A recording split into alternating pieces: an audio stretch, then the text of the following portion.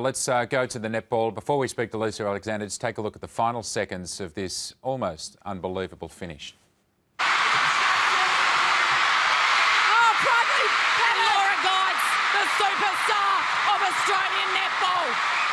The Queensland Firebirds are going to hold on and they've claimed it. Can you believe it? Pure euphoria at the Brisbane Entertainment Centre.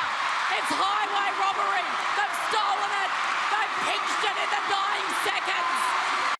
Lisa Alexander is the coach of the Australian team about to take on the world in the World Cup. Lisa, you were in that crowd yesterday. Could you believe that finish? No, I couldn't. I also was charged with the position of judging the MVP for the game, not the game, but the whole final series. So I had a big job to do any case, and then you had to keep your head while everyone was losing theirs. Absolutely, it was an amazing experience, and the excitement in the crowd was just immense. The Queensland crowd were amazing.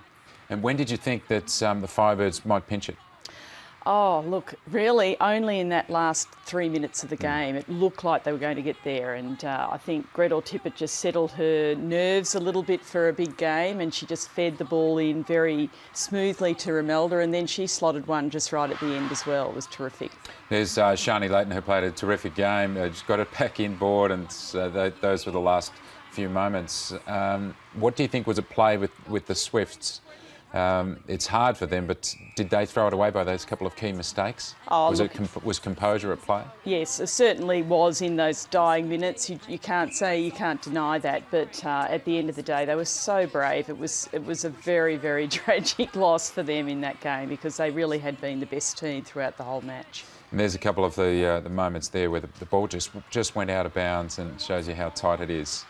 What can you say about this Queensland team that had won 12 in a row going into it and was able to have that self-belief? Oh, look, in some ways you could say it was their third grand final in a row, and they sort of deserved it, but really in sport you don't deserve it unless you put the effort in. And they certainly, I didn't think they brought their A game, but then the Swifts also forced them into that too, and they played very smartly. But at the end of the day, the Firebirds just had that continuous attack on the ball. They've got Romelda there under the post, and also Gretel lifted, I think, and also Kim Ravellian put some beautiful long balls into Romelda as well. When you're picking the MVP, if we look at a couple of the star players now, I thought Thwaites might have been in line for it at some stage. She played a great game on Laura Geitz, and Layton, of course, was a standout in trying to nullify Aiken. Yeah, and certainly Kim Green's, I think, leadership and her ability to put that ball through, she put it through small spaces many times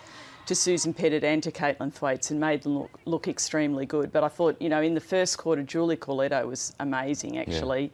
Yeah. She got a very heavy knock to the nose. I think that might have taken a little bit out of her game in the second half, but all credit to the Firebirds. They believed in their game plan. They kept going right until the end, and as you can see, netball games can be won and lost in those last 15 seconds. And a perfect preparation for your World Cup team to have that amount of pressure put on the players, just as you're working out who's going to be right for the final 12, eh? Yeah, look, it's a lot of big decisions to be made. It's not just on that final game, though. That's, it's important for me to explain that it's been a long process over really the past 12 months. Lots of camps we've had, work with the squad, training camps as well, and lots of hard work off and on the court. So that last game probably solidified a couple of decisions for us around players that are being able to perform under pressure, because at the end of the day, that's what a World Cup's all about. Yeah. So you go from 22 now to 12. You'll announce that on Wednesday, and then you start looking forward to the World Cup. Australia's doing well in World Cups this year. I know you love all the other national teams, the Matildas this morning as well. Oh, look, I was just so happy when I woke up this morning to see they'd won, and I sent a message on behalf of the Diamonds last night through the Twitter sphere, and it's an amazing achievement.